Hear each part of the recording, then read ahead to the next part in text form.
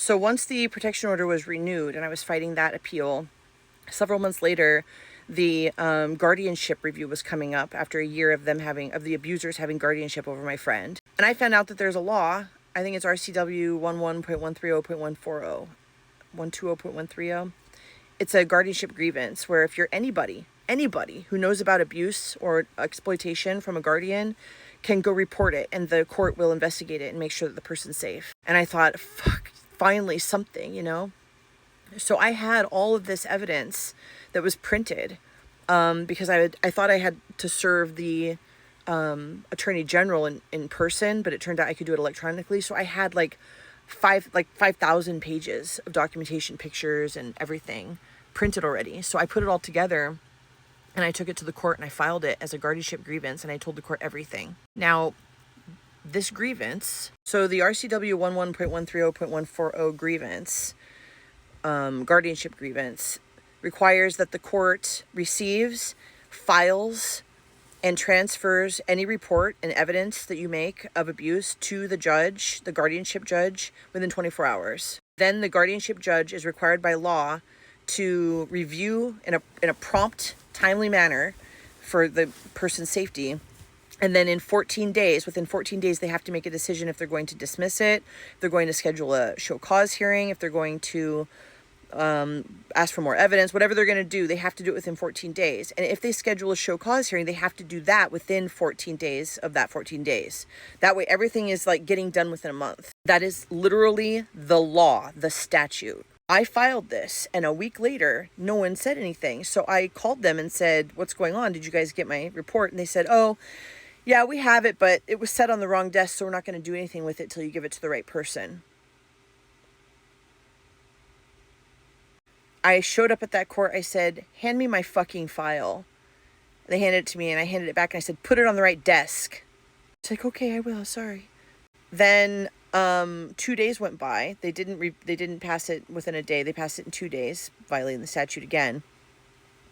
And then they scheduled a show cause hearing for 30 days out, which is a violation of the statute. I filed 3 supplements. One of them showed that I went online and the abusers had deleted my friend's entire public business Facebook or page that he had with 11 years worth of evidence showing that he had been perfectly cognizant. That was all suddenly deleted as soon as I filed that report. That's called spoliation of evidence. I filed a report showing that. I printed the whole website that I had saved of all the stuff that they deleted. I filed evidence showing that their attorney knew that what they were doing and that they had been taking his money out of his bank account and paying their attorney. He actually filed those financial records into the guardianship, not realizing that anybody would put it together. And I pointed out and I highlighted it and said, look, they took his money out before they were guardians and paid their own attorney to fight this protection order against me from his money against his will. I wrote a whole report about the genital mutilation, about the conversion therapy. I showed the videos, I showed the photos, everything they'd done. And at this point is when I finally revealed publicly what had really caused my friend's disability. My friend had been in an accident when we were 25. He was perfectly normal. He was a beautiful man. And he is a beautiful man, but he was in a car accident. And everybody in our town was told that he had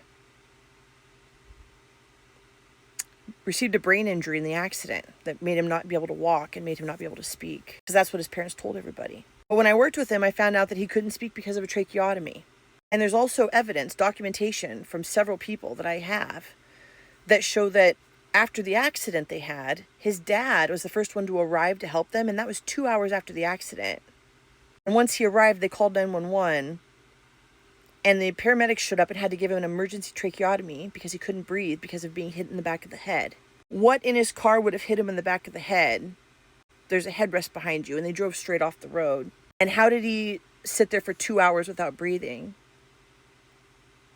My friend had wrecked his dad's car. And his dad showed up 2 hours later, pissed. And then my friend suddenly had a head injury on the back of his head. And after that, his parents had kept him like sequestered for those 17 years until he reached out to me. They put a gag order on our friend who was in the accident with him, there's another witness to this. He was in the accident with them, and I reconnected with him in 2023 too. And he told me, and they put a gag order on him. He wouldn't admit all the details. But they sued him for defamation, said he can't talk about it. He's all fucked up. So I told the court that I thought that it was his dad who did this to him, and that they'd been keeping him, fraudulently misrepresenting him and keeping him like this and abusing him. They'd mutilated him, that he'd put him under this therapy for their church, that he'd been sexually abused, that they'd hidden it, all of it. And the court gave all of that to their attorney instead of filing it. They had unlawful ex parte communication, and I'll explain how I know that in the next video.